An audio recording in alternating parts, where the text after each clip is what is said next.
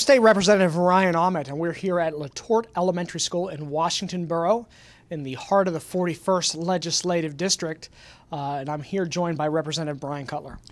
Hi, Bryan Cutler from the 100th District in southern Lancaster County. Representative Aument and I have the privilege of sharing the Penn Manor School District, and today we're here to discuss a neat project that's going on here in Penn Manor, and that's them being part of the Teacher Evaluation Pilot Program. We have with us here this afternoon Dr. Licklider, who's the superintendent, and Mr. Berry, who I've recently learned is a 39-year veteran in the education realm, so welcome. Thank you.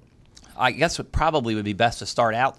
Dr. Licklider, could you give a little bit of background how you got enrolled in the state program to help run the pilot program? Well, last year the Department of Education contacted all the superintendents telling us that they were participating in a statewide pilot and asked for volunteer districts. And it also coincided with some conversations we were having in Penn Manor about our own teacher evaluation system and the request from some administration as well as some teachers to provide some opportunities for teachers to grow through the process. The process we were using we didn't feel was as informative. So the timing worked perfectly. We volunteered and the state graciously accepted us into the pilot program. Very good. Mr. Berry, you've been here, or not necessarily here, but have been teaching for 39 years. So you certainly weren't required to be part of this teacher evaluation pilot. How did you decide to be part of the pilot? And I'm assuming you volunteered, and be curious as to why. Early in the fall, we got an email from Dr. Licklider explaining the pilot program, and I thought about it, and I thought, well, is it something I really want to get involved in? I've been involved in all the different aspects of education for so long that I've seen a lot of different changes take place. And this kind of piqued my interest because it talked about teacher effectiveness piloting and growth, not necessarily just teacher observation and looking at the teacher and responding to the teacher. So I wanted to see how this program would help me become a better teacher and what kind of professional growth I could have from it. So that's why I chose to be part of it. Well, I think that brings up a very valid point. I think that there would have to be some benefits both from the administrative standpoint as well as from the teacher's professional development standpoint. Would you mind both sharing some insight on what you hope to get from the program in that regard? Sure. The process is based on Charlotte Danielson's work, who is a national expert on teacher effectiveness observations. So the pilot program really is based in research and an effective way to have conversations about the classroom and what instruction it is. And I think Mr. Berry made the good point that it's not just about observing teachers. It's number one about setting some goals, having conversations about instruction in the classroom, what's working, what's not effective for students, and how we can affect change organically through the classroom process. And I think it's equally as beneficial to administration as it is to teachers, because you can have conversations about what are the needs of our classroom, what are the needs of our district, and through that process, through the observation process, and then the post-observation process, you can come to some conclusions of areas that not just necessarily the teacher but also the district can improve, and how can we focus our professional development opportunities for our staff so that we're continually challenging our students, especially in the 21st century with all the changes that we see around us. Mr. Berry, after you agreed to be part of this pilot, what were some of the next steps after that? Has there been some training that you've been involved in? What has been the process to prepare to be part of Phase 2 of this pilot program? Probably the biggest training that I had was in January when we had a 4-hour meeting in the IU where we were trained in the Danielson method. We met with a group of other teachers from other districts, and professionals from IU 13 went through the whole process with us, explaining the 4 different domains and how we would go through each step and what would be necessary for it. That training, as well as what we did incidentally in just talking between Mike and I and my principal, Shirley Murray, we set the stage for them coming to observe me and going through the different steps. Could you give an overview, Dr. Licklider, of the school district's involvement? How many teachers do you have involved, and where are you now in the process? We have about 380 teachers throughout the school district, and we put this out purely voluntarily. So we had amazingly, I guess not so amazingly because we have a great staff, but we had 100 volunteers who said, I'd like to be part of this. And as we went through the statewide training as administrators, one of the points that was made to us is while you're learning this process, because of the intensity of it, you may not want to have 100 people in the pilot. So we have right now around 40 people who are working on this in the pilot phase.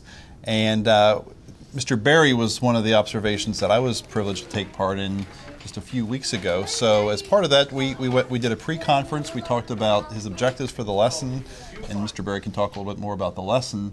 But we did some pre-conference, what we should be looking for. When we did the actual observation, one of the pieces with this that I like is it's not a subjective process. You're actually looking for evidence, and you have to put down very objective statements about what is actually occurring in the lesson.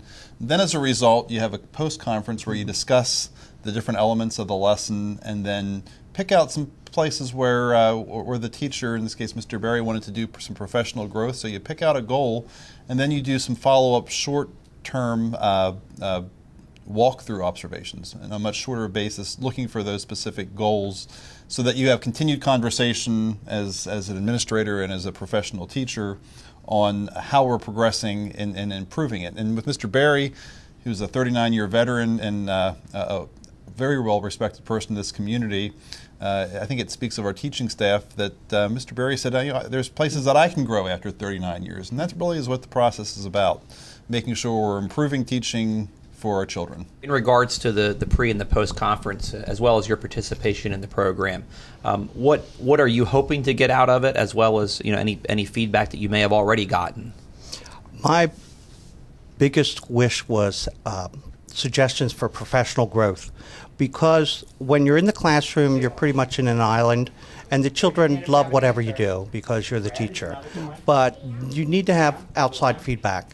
You need to know what you're doing is educationally sound and it's beneficial, and that you're following the state standards and all the requirements that are expected of a professional. So to have an adult come in with an educational background and look and examine what you're doing, and in this case, mirror what you're doing and bring it back to you and say, this is what you did. How do you feel about that?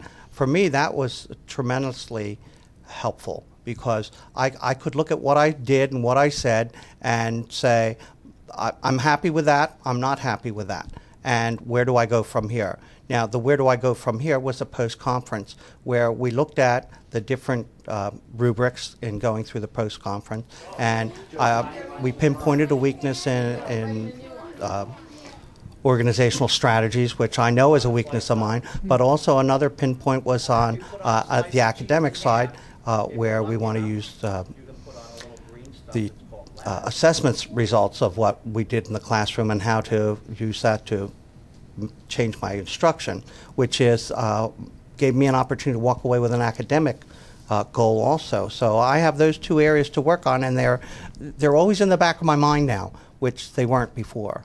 So it's certainly good to hear. Dr. Licklider, what if any challenges do you have as an administrator, recognizing obviously there's a vast variety of teacher talent that you have that works in the Penn Manor School District, as well as a difference in student levels. So how do you equalize all that through this program? Well, and everyone's at a different point in their career. But I think that the important thing is we can always do something better. And one of the emphasis with the observation model is not what we're doing wrong, but what again, can we do in a more effective way. And that's why I like the process with the 4 domains. You're looking at 4 different areas of teaching, and you're able to find something for everyone where we can make improvements. So I think as a district, it's looking at, number one, the individual strengths and the individual needs, but then putting all those needs together and seeing where there's commonality. Where are there needs that are similar across districts, across buildings, across grade levels, and then as a school district, how can we go about making some improvements to help develop those areas? I imagine anytime you have a discussion with teachers and you're talking about the evaluation process, there's going to be some perhaps pushback, but fear of changing a system. And so what has been the feedback that you've had from educators? What are some of the concerns, perhaps fear that they have about an evaluation system and the statewide pilot and perhaps legislation that may lead to a new statewide teacher evaluation system?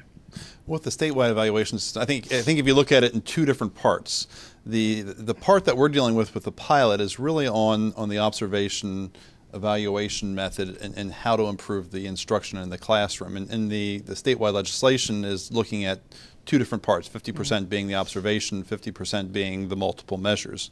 I would say there's universal agreement on the part of the pilot that we're involved with. In fact, it's been such a positive experience that we actually have a committee of teachers and administrators with representatives from our local education association, Penn Manor Education Association, which is part of PSEA, and the teachers have been incredibly supportive and positive about that aspect of the observation model. In fact, we are going ahead and making some changes to how we observe based on this pilot, and we're implementing it whether or not it's implemented statewide.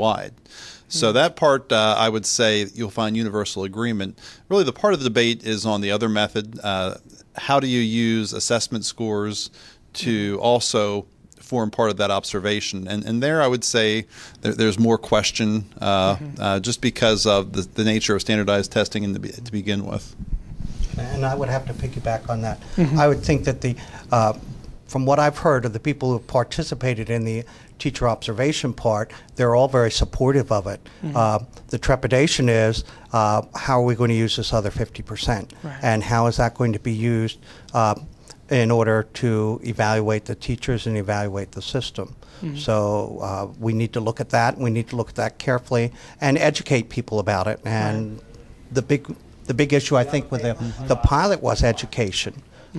Once people knew what was going on and what was expected and that it wasn't a witch hunt per se, they were much more comfortable with it. And the more people who take that or have that experience, the more we can speak to it and say, it is a valuable experience. But I think I have one of the best faculties around, and the universal response I've received from being part of the pilot is, with anything new, there's some trepidation. Right. And the universal response I receive from the staff is, we need to be part of this to help inform the process and lend our voice to it, and to do it in a positive, productive way, because we all, I think, regardless of our feelings on any single aspect, we all want what's best for our children and to make the right changes for the system. Right. Well, as we wrap up here, obviously, I'm sure you're hopeful that the program completes as well as it initially started. I guess my question would be this: would you have any advice or things that you would change going forward, as far as feedback as being part of the pilot program? I think the most important thing that what we're wrestling with right now is to do anything and to do it well takes time. And that's the biggest aspect of the observation. Our current observation model takes probably per observation about 1 hour a teacher. With the new observation method, it takes, I think a fair assessment is about 2.5 hours per teacher. So you're already adding time to something that is a busy day for both teachers and administrators. And when you're expanding it greatly, you have to revise and adapt what you're already doing. We think it's of value, so we think we have to create time to do that. But it means making other adaptations in other parts of our supervision model. So I would say the time is the biggest element, because we want to do it and we want to do it well, but we think it's a worthwhile venture to continue. And I would have to piggyback on that. I think time is of an essence. The time that we put in just preparing for it, and even just scheduling to get everybody scheduled together, was more difficult than the observation process itself. There's so many people involved in this case because it was a pilot. There were 2 different administrators as well as myself in the classroom, and we had to work around all those schedules. And if something happened to upset that schedule, luckily it didn't snow this year, so we didn't have that issue to worry about. But that is something that the time element, in the back of my mind, that would be my biggest issue. Another concern that I had was the the paperwork involved. If we were to pursue this model, we might want to pursue it more on an electronic basis, only because the paperwork would be just a nightmare. All right, well, thank you very much. I want to thank both of you for participating in the pilot program. I certainly look forward to the feedback, and I'm sure this is going to be an issue. I know that's very important to Representative Aument since he has the House bill, and I'm sure that feedback will be very meaningful going forward, so thank you. Thank you very much for your time and your work on this project. If you have any additional questions on what we've discussed here today, please feel free to contact either one of our district offices.